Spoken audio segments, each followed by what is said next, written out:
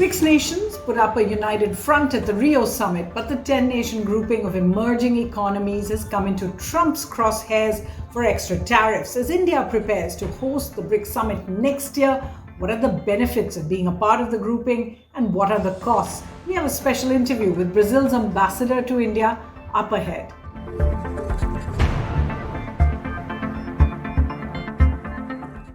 Hello and welcome. I'm Suhasini Haider and this is Worldview at the Hindu. Now, Brazil hosted the 17th BRICS summit this week with some notable absentees. Prime Minister Narendra Modi was there. He attended it. He made a strong statement on terrorism, called it any double standards of betrayal, and said no countries should oppose sanctions against terrorists. Obviously, a veiled look at China there. Second, Modi pitched for UN Security Council reforms. He called global institutions without the global south a mobile phone without a network. He also decried global double standards against the global south on issues like security, climate, and technology. And finally, proposed a new coinage for the term. Remember, instead of Brazil, Russia, India, China, and South Africa, the original BRICS, which now includes Egypt, Ethiopia, Indonesia, Iran, and the UAE, he said it should be an organization focused on building resilience and innovation for cooperation and sustainability. So let's see if that acronym sticks. In fact, Prime Minister Modi stayed on after BRICS for a state visit in Brasilia. Meanwhile, Chinese President Xi Jinping didn't attend, and this is for the first time, while some reports said it was to deal with domestic differences, even suggesting Xi is ready to step down. Others suggested he had health issues. Anyway, Premier Li Qiang was there. Russian President Vladimir Putin didn't attend either, while most said it was to avoid embarrassing the host Brazil as it's a party to the ICC warrant against Putin. Kremlin insiders said he just didn't want to risk being targeted by Ukrainian or Western forces as he flew over Europe and the Atlantic. Foreign Minister Lavrov was there. Saudi Arabia, whose membership application, remember, was accepted in 2023, was supposed to join in 2024, has not yet joined and not come clear about what its stance is. Even so, the Saudi Foreign Minister Faisal bin Farhan did attend and speak at the summit. So what did the BRICS 2025 Rio Declaration, as it was called, really include? Let's get you some of those highlights. First, for India, a strong paragraph on terrorism with a specific mention of the Pahalgam terror attack from April. It also included some new references to states combating terrorism needing to adhere to the UN Charter, human rights, humanitarian and refugee laws. So that needs to be looked at a bit more closely. It expressed grave concern and condemnation of Israel's actions in Gaza. This is a surprise, as India has thus far stayed away from backing this kind of formulation. There was some criticism of Israel and the US strikes on Iran as well, with special concern about the nuclear risks, although neither the US nor Israel were named in there. There was criticism of unilateral tariffs, although again the US was not actually mentioned for those reciprocal tariffs. Weaker language than had been expected. We'll talk about that in a short while. And there was support for India and Brazil to play a larger role at the United Nations and particularly the Security Council. Now, while all this was playing out in Rio, many were watching, and the headlines really came from outside the grouping. In Washington, US President Donald Trump issued yet another threat against BRICS members. Listen in. Well, if they're a member of BRICS, they're going to have to pay 10% tariff just for that one thing, and they won't be a member long. I thought BRICS was, I said this about a year ago, and it largely broke up. But, there are a couple that hang around, but I thought it largely broke up. BRICS is not, in my opinion, not a serious threat. But what they're trying to do is destroy the dollar. Responding, Brazilian President Lula da Silva, remember he was the host, responded quite sharply. He said, the world just doesn't need an emperor. So we don't want an emperor. Our countries are sovereign. If Trump issues tariffs, other countries have the right to do the same. There is the reciprocity law. I think it's irresponsible for a president from a country like the US to threaten the world with tariffs on social media. Earlier, I spoke to Brazil's ambassador to India, Kenneth Felix Hasinski de Nombrega, and I asked him how seriously BRICS and Brazil really take the US's threats.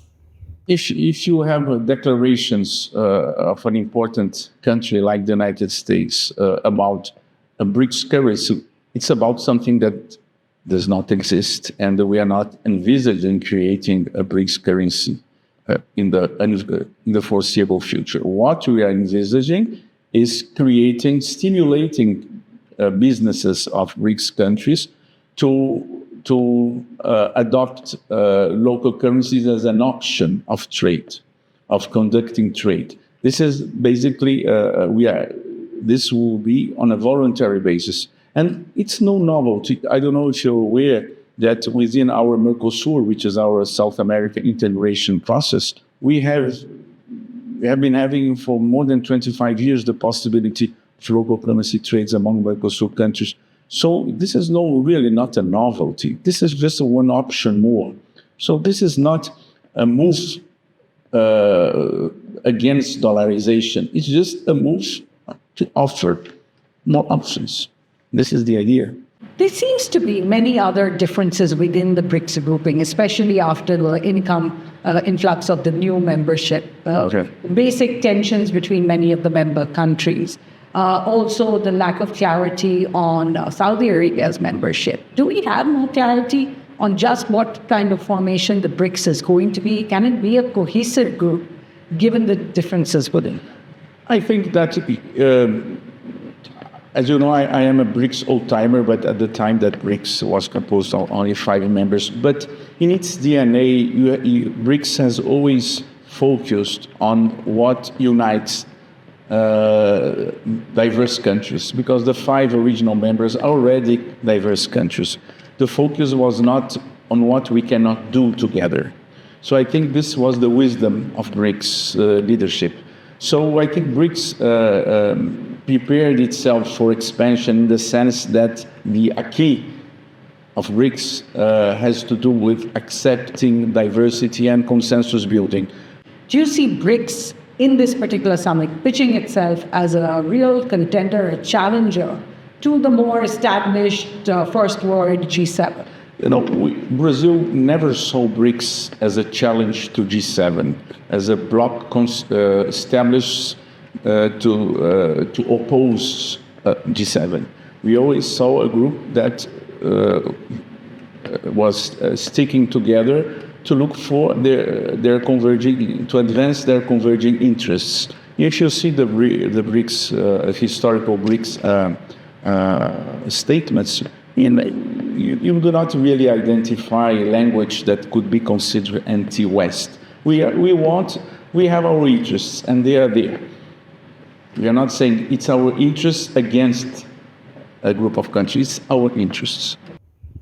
Now, despite those denials that the BRICS is an anti-West, those came from Beijing and from Moscow as well, Mr. Trump didn't just threaten BRICS as a whole, he also threatened its members separately. So first he imposed a 50% tariff on Brazil, saying that he opposed President Lula's investigation of former Brazil President Bolsonaro for an alleged coup attempt. So that was a big one.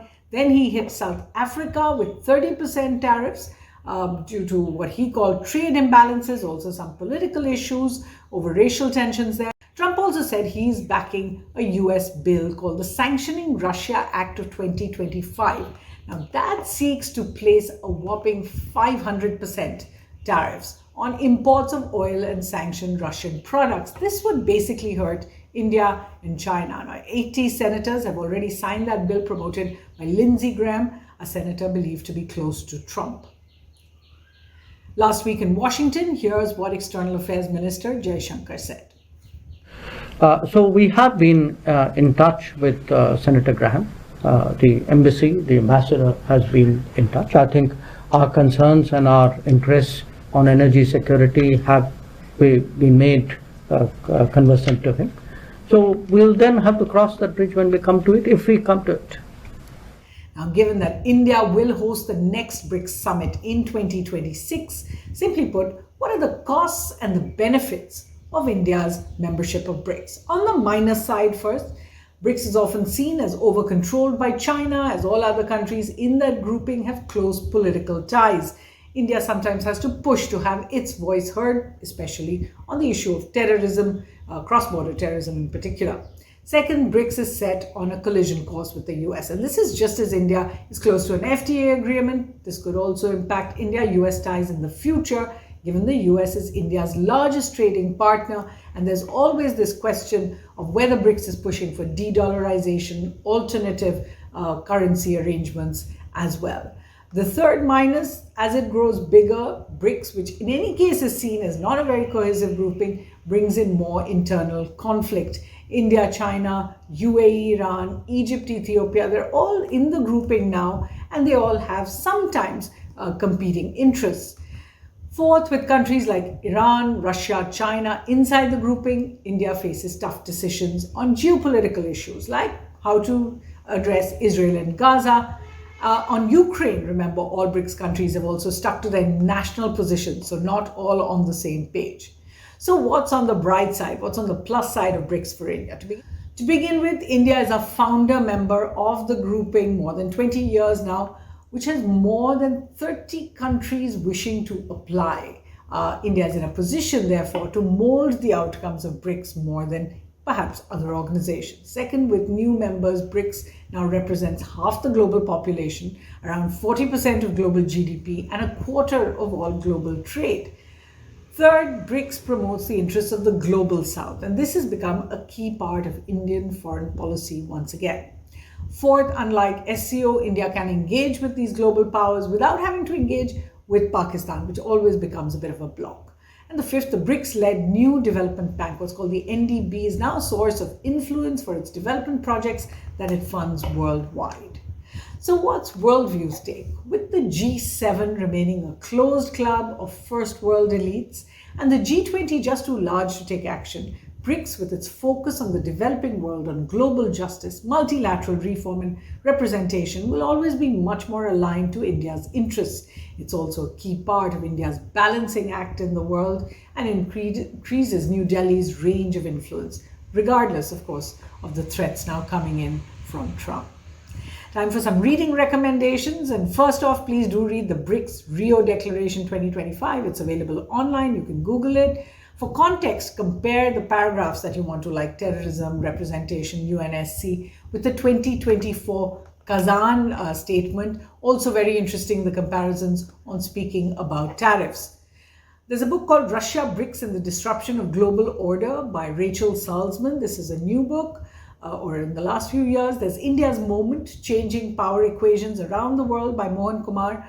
But given that BRICS is still, as I said, a non-Western grouping and is fairly new, a lot of the books about BRICS tend to be essays that are collected. But I saw 2 or 3 that are pretty good. One is called Locating BRICS in the Global Order, Perspectives from the Global South. This is by Routledge, published by them. There's Emerging Powers in International Politics, the BRICS and Soft Power, also a very, very interesting book, and a book called The Handbook of BRICS and Emerging Economies. It's a little more expensive, by Oxford Press. So we hope you enjoyed watching this edition of Worldview, and do join us again from the team. Thank you.